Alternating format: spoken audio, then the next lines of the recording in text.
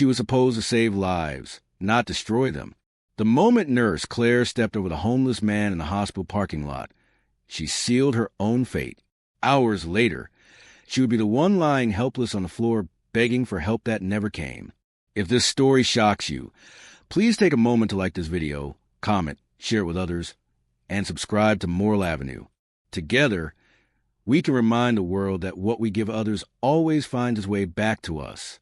Claire Simmons was a nurse at St. Vincent's Hospital, is one of the busiest hospitals in the city. To her colleagues, she was efficient, confident, and professional. But to those beneath her, the janitors, the patients who couldn't pay, and the lost souls who wandered too close, she was cold. She believed kindness slowed her down. In her mind, compassion was a luxury for people who didn't have a 12-hour shift and 3 charts to complete. Outside the hospital, a man named Eli Turner often sat near the ambulance bay, mid-40s, unshaven, wearing the same brown jacket every day. Once a construction worker, is now homeless after a back injury and a string of bad luck. He carried a cardboard sign that read, "Not asking for money, just food." Most people ignored him, but he wasn't invisible. Not everyone. Nurse Rachel, a younger colleague, often left sandwiches for him after lunch breaks. "He's harmless," she'd say. "Just hungry." Claire would roll her eyes. "You can't help everyone, Rachel. The world doesn't pay you for pity." That sentence, "the world doesn't pay you for pity," became her mantra. But fate, it doesn't pay attention to payrolls. That cold November morning, the ER was in chaos. A bus accident had flooded the halls with blood, screams, and chaos. Claire moved quickly, sharp as glass, her tone clipped and professional. She was good, too. In fact, the kind of nurse who thought compassion was optional when competence existed. Around noon, while taking a short break, she walked past the emergency doors. There, near the curb, Eli was lying on the ground. His sign was beside him. His chest was rising unevenly. His lips were pale. "Help," he rasped weakly. Claire froze. Her coffee steamed in her hand. One thought flashed across her mind. If I stop, I'll be late returning. And if I'm late, Dr. Morgan will have my head. Another thought followed. He's probably faking it. He always wants attention. She glanced around. No one was watching. "Not my problem," she muttered under her breath and walked inside. Cameras caught everything. Minutes later, a janitor found Eli unconscious. He called security. Paramedics rushed him inside into the same ER Claire had returned to. When she saw his face as they wheeled him in, she froze. Guilt washed over her, but pride held her mouth shut. She avoided his bed, focused on other patients, and kept pretending she hadn't seen him outside. Eli slipped into cardiac arrest that night. The doctors managed to stabilize him. He lived barely, but the damage was done. Rachel found out later from the security footage. She couldn't believe it. "Clay, you saw him out there?" Claire looked away. "I was on break." Rachel whispered, "You could have saved him sooner." Claire's jaw tightened. "I did save him. He's alive, isn't he?" That was the last time Rachel ever looked at her the same way. The next few days felt heavier. The whispers around the nurse's station, the quiet stares. Claire told herself they were jealous, envious of her professionalism, her control. But deep down, something darker brewed guilt. Sleep wouldn't come easily. Every time she closed her eyes, she saw Eli's trembling hand reaching toward her. "Help!" echoing in her ears. Still, she forced herself to believe she was right. If I helped every stranger, I'd be dead by now, she thought. By Friday, the hospital buzzed with news. Eli had been transferred to a recovery ward. His condition was improving. Rachel visited him often. She said he was kind, humble, and strangely forgiving. He said he doesn't blame anyone, Rachel mentioned softly. Claire forced a smile. Good for him. But then, karma began to turn the wheel. That same evening, while checking supplies in the medication room, Claire felt a sharp pain behind her ribs. It was sudden, like someone had reached into her chest and twisted.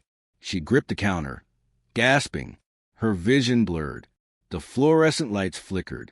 She stumbled toward the hallway toward the same R she had walked through countless times. But this time, the world around her grew dim. Her knees hit the tile floor. Her coffee spilled. Her ID badge clattered beside her. "Nurse down!" someone shouted. Claire couldn't move. Her mind screamed, but her body betrayed her. In that terrifying moment, she understood what helplessness truly felt like. She awoke hours later in her hospital bed, for in her arm, the heart monitor beeped steadily. When her blurry eyes focused, she saw Eli sitting beside her, reading a newspaper. His face was thinner but alive. She blinked. You're... He smiled weakly. The man from the parking lot. Yeah. Her throat tightened. Shame flooded every corner of her mind. I didn't... He interrupted softly. You didn't have to, but I did. What? He pointed to the emergency button. I was in recovery when I saw you collapse through the hallway window. You fell hard. The others didn't see you at first. I did. I yelled until someone came. Her eyes widened. He saved her. The same man she ignored when he begged for help had saved her life. Tears burned down her cheeks. Why? She whispered. Why would you help me after what I did? Eli smiled faintly. Because pain teaches us to see each other differently. I know what it's like to be invisible. His words hit her harder than any diagnosis. For the first time, Claire understood that her coldness wasn't professionalism. It was fear. Fear caring too much. Fear breaking under the weight of empathy. That night, alone in her bed, she cried quietly. Not from pain, but from realization. Over the next few weeks, Claire changed. She greeted patients with warmth. She listened more. She even sat by Eli's bed one afternoon and apologized not with words, but with silence and tears. He smiled. It's okay, Nurse Claire. You helped me too, just not the way you think. When he was discharged, the hospital seemed a little emptier, but Claire felt lighter, freer, and determined to use her second chance to heal others fully, not just medically. However, karma wasn't quite done. 2 months later, while working a night shift, Claire received a call. It was from a small-town clinic miles away. The nurse on the line sounded shaken. Are you Nurse Claire Simmons? Yes. There's a patient here who asked for you by name. He says it's urgent. Claire frowned. Who is it? The nurse hesitated. Eli Turner. He collapsed again. Her heart dropped. I'm on my way. She hung up and ran to her car, adrenaline surging. The same rain poured outside cold, relentless, like the night she ignored him months ago. As she drove through the storm, lightning split the sky. When she arrived at the clinic, the waiting room was empty. The air smelled of antiseptic and rain-soaked pavement. A doctor met her with solemn eyes. He's asking for you. Claire walked in and gasped. Eli was hooked to machines, pale and weak. His lips trembled into a faint smile. I knew you'd come, he whispered. It's my heart again. She gripped his hand.